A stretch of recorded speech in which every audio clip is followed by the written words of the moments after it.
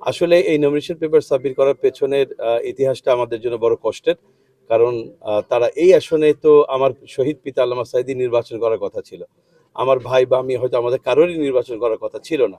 তো আমাদের একটি কষ্টের ইতিহাস আছে, জনগণ সেগুলি জানেন এবং জনগণ নিশ্চয়ই সে বিষয়ে যথাসময় যথা সিদ্ধান্ত নেবেন।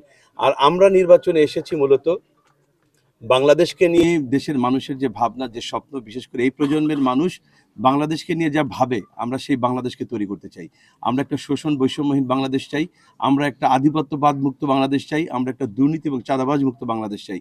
সেই বাংলাদেশ গড়ার লক্ষ্যে আমরা কাজ করছি ইনশাআল্লাহ।